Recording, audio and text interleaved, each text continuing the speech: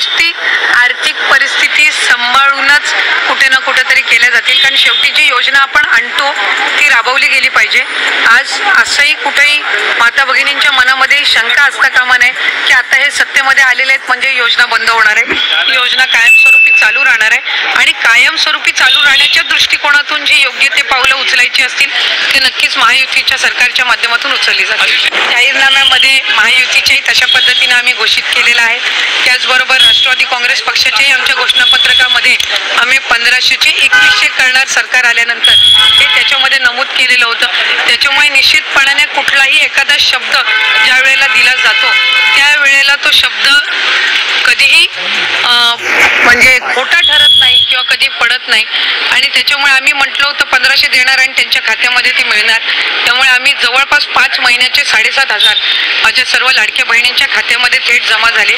तशाच पद्धतीनं आता 2100 तर आहेतच, पण त्याचबरोबर ही अधिक योजना प्रभावीपणे राबवणं आणि महिलांना आर्थिकरित्या त्या योजना आणखी सक्षमपणे राबवून त्यांना त्या ठिकाणी यशस्वी करणं याकडे आम्ही जास्ती लक्ष केंद्रित करणार आहोत। बहुत अच्छी जीत आपको मिली है, पार्टी को मिली है।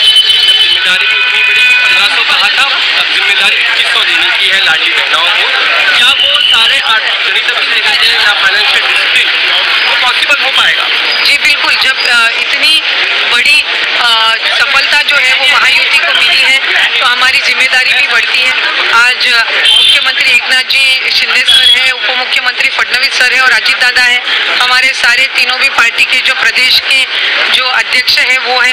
तो हम ज़्यादा से ज़्यादा यही प्रयास करेंगे कि हमारी जो योजनाएं हैं वो लोगों तक और पहुँचे और जिस मुद्दों पे हमने ये चुनाव लड़ा है वो डेवलपमेंट का मुद्दा था।